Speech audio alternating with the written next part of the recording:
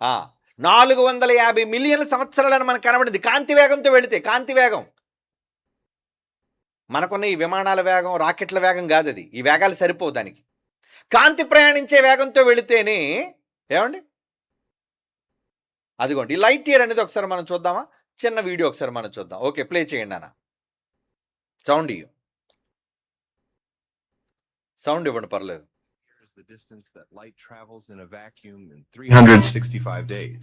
Its value is approximately 9.5 trillion kilometers. But how vast is such a distance? For comparison, light takes only 1.3 seconds to reach the moon from Earth, 8 minutes to reach Earth from the sun, and just over 4 hours to travel from the sun to the farthest planet in the solar system. Therefore, the term light year becomes meaningful only when we talk about the immense interstellar distances. For example, the distance from the sun to the nearest star is about 40 trillion kilometers. Proxima Centauri చెప్పారు కదా. 4.25 కాంతి సంవత్సరాలటండి. మిలియన్ల. Current speed, it would take about 70,000 years to cover that distance. Yet 70,000 సంవత్సరాలు పడుతుందటండి. ఈ లెక్కలు మనకు అంటే మానవ కాలమానం సరిపోదు దీనికి. This vast distance is small compared to the diameter of our galaxy, which spans about 100,000 light years. Again, this మన పాలపంత నక్షత్ర మండలం వరకు విడ్త్ ఎంత దూరం? 100,000 అంటే 1,00,000 మిలియన్ల కాంతి సంవత్సరాలట. వామ్మో ఎంత పెద్దదా! ఏంటి పాలపొంత. ఇది పాలపొంత మాత్రమే. పాలపొంత తర్వాత ఆండ్రోమెడా ఉంది, హైడ్రస్ సెంటారస్ ఉంది, చాలా చాలా చాలా వీళ్ళు తెలుసుకున్న కొన్ని లెక్క పెట్టలేని ఇలాంటి ఏమండి గెలాక్సీలు అంటారు. మండలాలు, నక్షత్రాలు కూటమైన మండలాలు ఉన్నాయి అంటున్నాడు.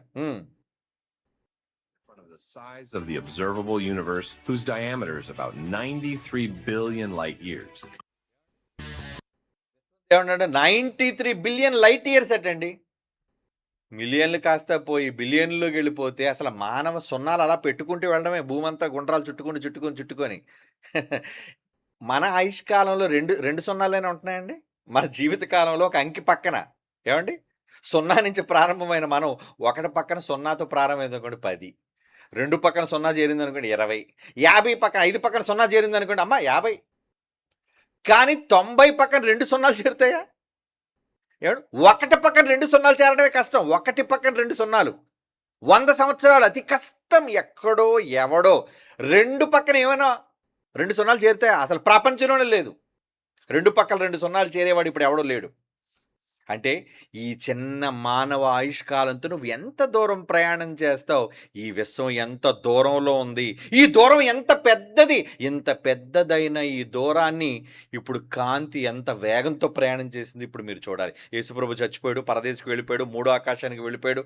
ఆదివారం అయిందండి. ఆదివారం అయ్యేసరికి వచ్చేసాడు. అంటే ఈ నక్షత్ర మండలాలని, ఈ గెలాక్సీల్ని, వీటన్నిటిని దాటుకొని కాంతి ప్రయాణం చేస్తుంది చూడండి. ఈ శాస్త్రానికి తెలియని కాంతి వేగం.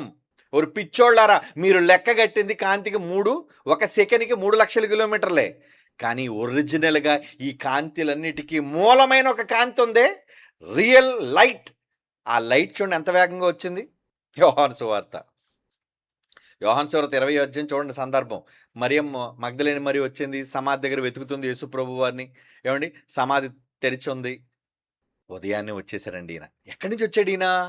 ఎక్కడి నుంచి వచ్చాడు చెప్పండి ఈయన? అప్పటికి 3వ లోకం, 3వ ఆకాశమైన మృతుల లోకం నుంచి, పాతాళ లోకం నుంచి ఒక విశ్వాన్ని దాటి మరొక విశ్వంలోనికి ఈయన ఎంటర్ అయిపోయాడు. మరి పాతాళ లోకం అదెంత పెద్ద విశ్వమో, అది దాటడానికి ఎందుకు ఎన్ని మిలియన్ల కాంతి సంవత్సరాలు పడతాయో వాటన్నిటినీ దాటుకొని 3ను దాటి 2లోనికి, 2వ విశ్వంలోనికి ప్రవేశించి ఆ 2వ విశ్వంలోని నక్షత్ర పుంజాలను తర్వాత నక్షత్ర మండలాలను, ఇది కాంతి పుంజాలు కదండి ఇవన్నీ, ఈ గెలాక్సీలన్నింటినీ దాటి దాటి దాటి దాటి సౌర కుటుంబం దగ్గరికి వచ్చి అక్కడి నుంచి భూమి మీదకి వచ్చి యెరూషలేములోని కరెక్ట్గా అక్కడికి వచ్చేసాడు. సమాధి దగ్గరికి వచ్చేసాడు. వచ్చేసి ఆమెతో ఏమంటున్నాడు చూడండి. 17వ వచనం, యోహాను సువార్త 27వ అధ్యాయం 17వ వచనం.